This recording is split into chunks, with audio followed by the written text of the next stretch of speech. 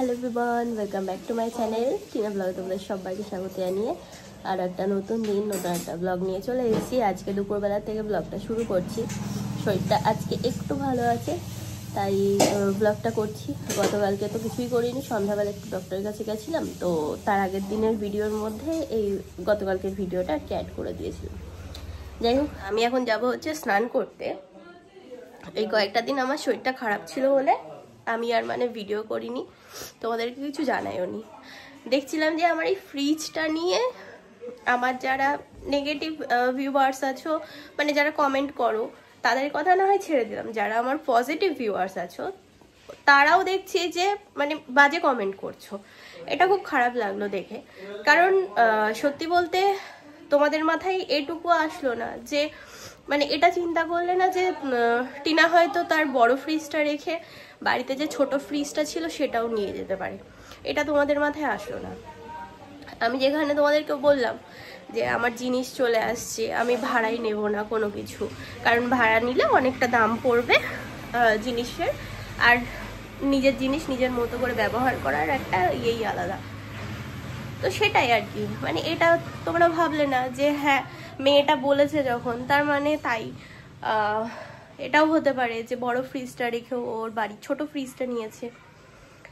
আমি তোমাদেরকে একটা জিনিস এখানে দেখাচ্ছি, বিল কত তারিখে আমার জিনিসটা এখান থেকে প্যাকিং হয়ে গেছে, কত তারিখে ডেলিভারি দেবে সব কিছু ওনারা দিয়ে দিয়েছে। ঠিক আছে, এখানে দুটো জিনিস আমার একটু ব্লার করে দেওয়া দরকার, তো ওই জন্য আমি করে দিয়েছি।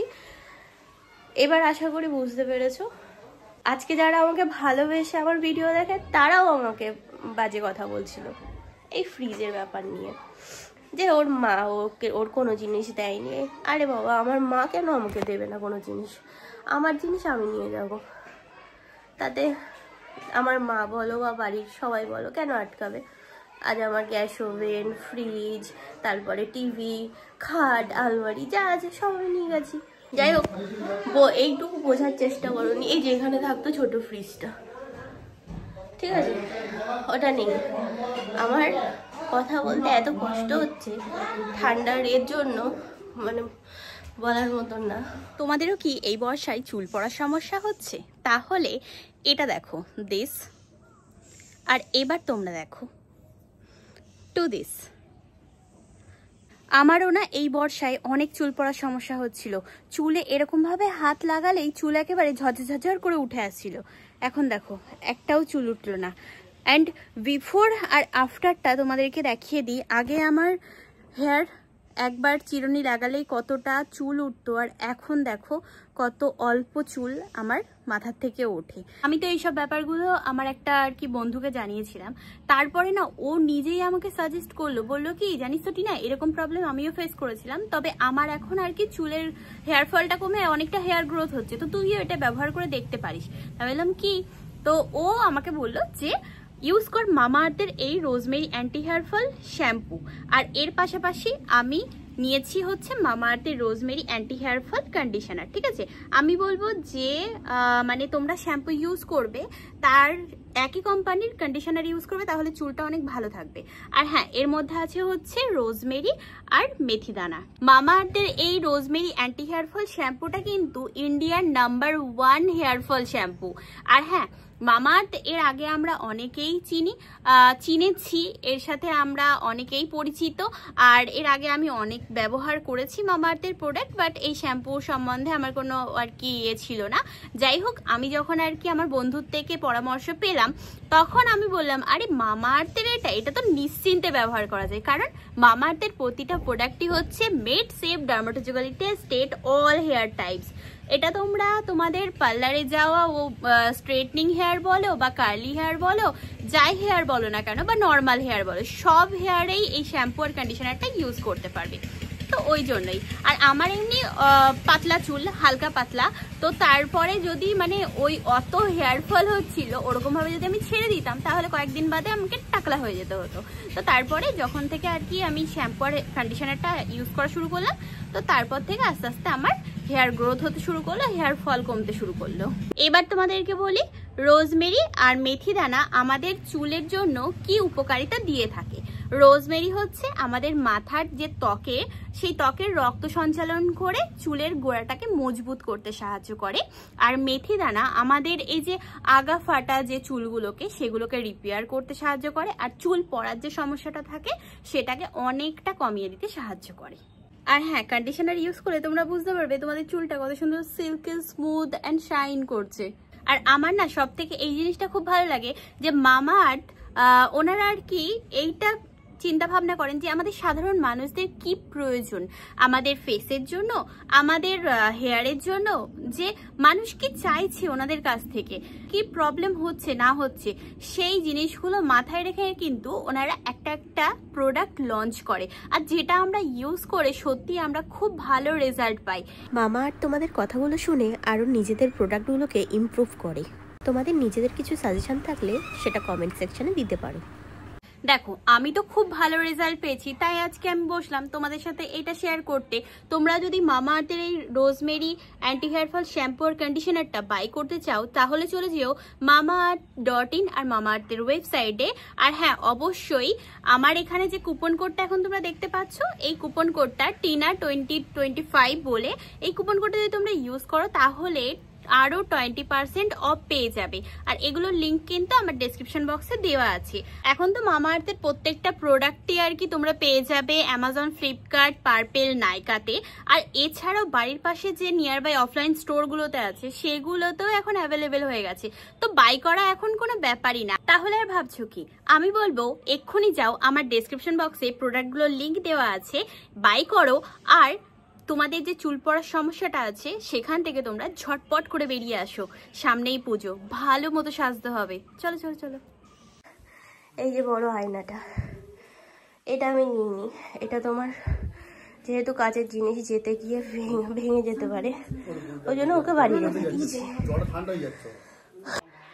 আর তাছাড়া দেখো, এই ঘরে সেই আমাদের পুরনো খাটটাই আছে, এখানে এই জিনিসগুলোই আছে, সবই আছে যেগুলো আমাদের বাড়িতে থাকতো। ঠিক আছে,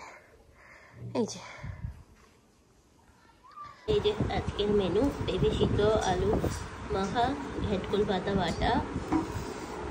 এটা উঠাও, এখানে আছে ডালের বড়া। দাদা ভাইয়ের হয়ে গেছে, হ্যাঁ লবণ কম হয়ে গেছে। Good evening everyone. দুপুরে খাওয়া দাওয়ার পরে আর ভিডিওটা কন্টিনিউ করিনি, উপরের ঘরে শুয়েছিলাম, ঘুমাইনি আজকে, ঘুম আর হয়নি। তো আজকে রাতে আমাদের রান্না বান্না বেশ ভালোই আছে, তার কারণ আজকে আছে হচ্ছে আজকে রান্না করে রাখতে হবে, আগামীকাল হচ্ছে বিশ্বকর্মা পুজো, তো যেটা বলা হয় রান্না পুজো বা অরন্ধন। তো না, পুজো নেই আমাদের, তবে ওই পান্তা খাওয়ার নিয়ম আছে। তো যেহেতু শরীর খারাপ বাড়িতে সবাই, আবার এদিকে আমারও, তো মাকে বললাম কি যে এক কাজ করো, পান্তা না করে অল্প একটু ভাত, মানে যেহেতু নিয়ম তো করতে হয়, তাই ভাত একটু জলে ভিজিয়ে রাখো, তো ওটা একটু খাবো। আর তাছাড়া তোমার ইয়েতে ভালো চাল আনি, মানে বিরিয়ানির চাল, আর তোমার যেগুলোর আগে আর কি ফ্রাইড রাইসের জন্য, তো সেগুলো সব আনি, তো ওটা দিয়ে তোমার ইয়ে করে নেবো, ফ্রাইড রাইস আর আলুর দম বানিয়ে নেবো। দাদা ভাইও বলছিল খাবে, তো আমার আর কি দিল্লির ভিডিও দেখে ও বলছিল বুনু বাড়ি আসবি যখন তখন আমি বানাবি, তাই ঠিক আছে। তো ভাবলাম চলো আজকে বানাই, গায়ে অতটা জোর নেই, তো মা হেল্প করছে, বৌদি হেল্প করছে, রান্না সব কিছু গুছিয়ে টুছিয়ে দিচ্ছে, দেখি যতটা পারি করব। আর তারপরে মাকে বলবো যে খুন্তি নাড়ো, না এটা বৌদিকে বলবো। রীতিমতো আমি হাঁপাচ্ছি, আমার নিঃশ্বাস নিতে কষ্ট হচ্ছে। এই যে এখানে ইয়ে জানি, মৌসুমি জানি, তো এখানে এই যে এখন আলুগুলো ভাজা হচ্ছে, আগে বয়েল করে নিয়েছি। আর এই যে ভাজছি, ফার্স্টে ও বেশি গরম হয়ে গেছিল কড়াই, তো যার কারণে তেতে গেছে, একটু পুড়ে পুড়ে গেছে হালকা। আর এখানে মাছ সব কেটে দিয়েছে ফ্রাইড রাইসের জন্য। আর এখানে সব কিছু রেডি, কাজু কিশমিশ, আর আমিও রেডি রান্না করার জন্য, হাতা, খুন্তি, হাঁড়ি, কড়াই সব কিছু নিয়ে। ঠিক আছে, তো এই যে আমার একদম কষানো কমপ্লিট। ঠিক আছে, দাও জল দিতে। হ্যাঁ গন্ধটা আমি কিছু পাচ্ছি না, তাই মাকে ডাকলাম, দেখো তো গন্ধ বেরোচ্ছে কি, আবার নাক টাক সব বন্ধ না। সিদ্ধ করা তো অতটা জল লাগবে না।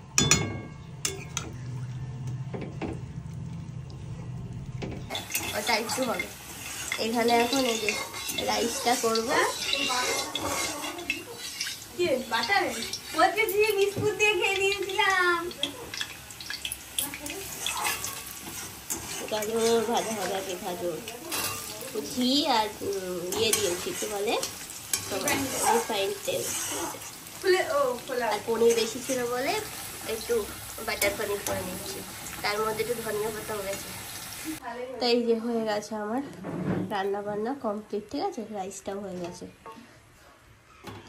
এখানে এটা পনির বানিয়েছি। তা অনেক কিছু রান্না বান্না হলো।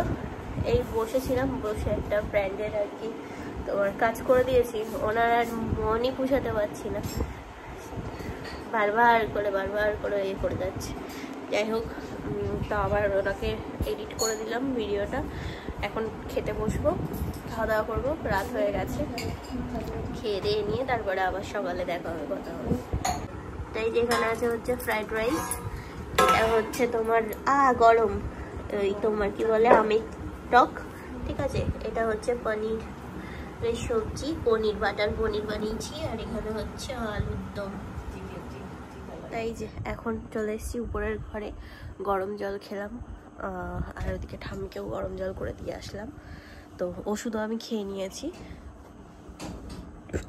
চলো আজকের ভিডিওটা এই পর্যন্তই রাখবো। দেখো কম্বলটাকে আমি ঠিক করতে পারছি না যে কিরমভাবে নিলে আমার আরাম হবে। তো আজকে ভিডিওটা আমি এই পর্যন্তই রাখবো। কেমন লাগলো ব্লগটা জানিও। আজকে ভিডিও সেরকমভাবে কিছু করতে পারিনি, যেটুকু পেরেছি তোমাদের সাথে শেয়ার করার চেষ্টা করেছি। আর দাদাভাই মানে অনেকটা ইয়ে করছিল যে বুনু বাড়ি আসলে একদিন বানিয়ে খাওয়াস। তাহলে ঠিক আছে চলো আজকে তাহলে সবজি আনিস তো বানিয়ে দেবো। তো ওই জন্য আর কি আজকে বানানো হয়েছিল। তা যাই হোক, সবাই মিলে আর কি সাহায্য করেছে, মা, বৌদি, আমি, তো তিনজনা মিলে হাতের সাথে করাতে হয়ে গেছে। আর এমনি ভাত, পান্তা ভাত যেহেতু খাওয়ার নিয়ম, তোমাদেরকে বললাম যে ওটা আর কি এক্সট্রা করে করা হয়েছিল। গরম ভাতে জল ঢেলে রাখতে হয়, তো ওটা রাখা হয়েছে। ওই সবারই যেহেতু আর কি শরীরটা খারাপ, ঠান্ডা লাগা, জ্বর টর আছে, তো সবাই একটু একটু করে খাবে। আর তারপরে ফ্রাইড রাইস আলুর দম দিয়ে খেয়ে নেবে। আমরা তো রাতে খেয়েছি, আর বাদ বাকি থাকলে ওটা আগামীকাল হয়ে যাবে। শুধু মানে পুজো হওয়া পর্যন্ত, তারপরে আবার রাত্রেবেলা রান্না করা যাবে, ঠিক আছে। তো এই হচ্ছে ব্যাপার। চলো আজকে ভিডিওটা এই পর্যন্তই, আবার আগামীকাল দেখা হচ্ছে, কথা হচ্ছে। আজকের মতো tata, bye bye, good night and sweet dream. আর আশা করছি ফ্রিজের ব্যাপারটাও তোমাদের কাছে ক্লিয়ার করতে পেরেছি, আর এদিকে জিনিসপত্রের ব্যাপারটা, ঠিক আছে। চলো টাটা।